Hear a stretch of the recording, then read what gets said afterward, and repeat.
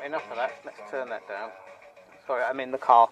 Yeah, I don't know where to start this, so I thought Phil just pick this up from a friend of mine because Jeff or I can't weld.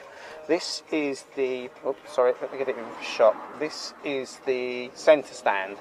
Because we changed the shocks, see the shocks, the stand ended up too tall. So what we had to do is have a piece cut out and the whole thing dropped down. So it's been cut, it's just been tacked, there's a slug in there, and I'm just picked it up and I've got to go back, put it on the bike, measure it up to make sure it's the same height. Okay, so that's where we are. Hopefully the consistency is going to be a bit inside out on this. Let me point the camera at me because I'm in my car. It's baking off out here. Yeah, the consistency might be a bit weird on this because I did the centre stand on Jeff's bike, video to be uploaded or been uploaded. Then we changed the shocks, we put lower shocks on, spoiler alert, video to be uploaded or has been uploaded by now. And then we found that when you drop the bike off the centre stand, it came down with a crash because the back end was, you know, 1.25 inches lower. So obviously when you pop it up on the stand, it's 1.5 inches higher, and it was a real problem getting it up on the centre stand. It was real difficult because we lowered the back. The whole back end sits up higher, so we had to take a lump out of the side stand. Hopefully we got it right. The back went down about 1.25, 25 millish to 32 millish. I know that's a gap of 7 mil, but depending on what ground you're sitting on, what carpet you're sitting on, it moves. So yeah, so we lobbed 1 inch and a bit out, and we're going to take it back on the bike, fling it on the bike, see what we think. I'll video it, hopefully, so you can see what's going on. Got to make a modification to the stand itself because it's got that bounce effect because of the counterlever effect. The springs aren't hold enough, and Jeff thinks he's come up with an idea to hold it up in place. But we shall see what we shall see. All right then. I'm sitting in the car, it's baking hot out here, and I'll get over to Jeff's and see you in a while when we've started doing some of that. Alright then, ciao for now. Right, as you saw, cut down the stand. I'm not going to film putting it back on, just going to film it being, oops, put back together. So you can get a rough idea, which way up does that go? That goes up that way. You have to go, I assume, that way, because the pad... Two bushes, we've kind of got it upside down, haven't we? Yep. That pad goes on there. And that pad's... Don't worry about it. That pad's you've still got it upside down? Yes, I know. But that's got to go that way round. Yes? Yep. Oh, there you go. It's 2 bushes. Big bolt goes in there. Wrong way. If there's a right or a wrong way, I will find the wrong way first.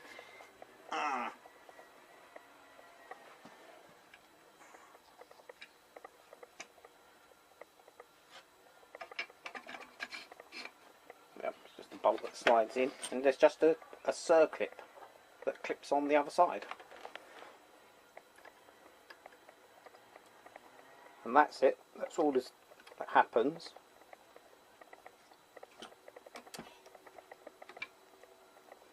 I think I put that. Oh, oops. That's it. Okay. Flip it back up. So there you go. We're not going to bother putting the springs and stuff on it. We're just going to chuck it on the bike, either for 2 bolts, and see how high or low it is. Not going to film that. See previous video for doing that.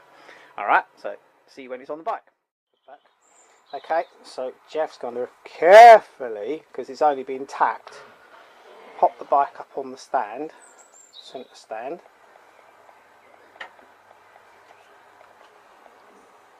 There we go. Okay, what I'm going to do is show you the clearance on the back wheel. I'll get the camera 10mm off the floor. Oh, you can actually see under the tyre.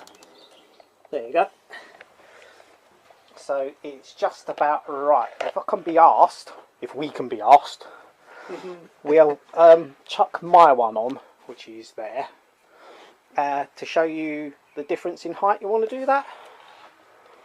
Might as well, because we just haven't bolted it up.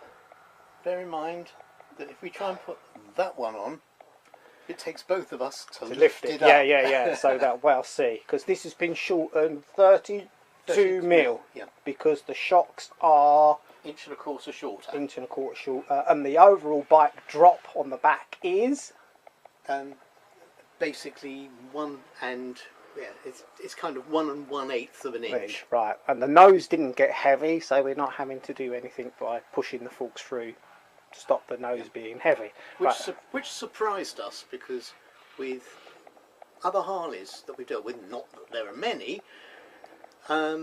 when the back has been dropped, the nose gets heavy and we have to drop the nose as well to re-equalise the geometry of the bike. Didn't have to do it with this. Not quite sure why. No, there you go. Alright then, let me hit pause and we'll just drop this one out, shove mine in and show you the giggle. God, busy rattling away. Right, this is it coming off the stand. Okay. So it's just a gentle push and dump. It comes off nice and easily. It's down. You'll wait until you see it the other way around. That's different. Okay, back in a moat.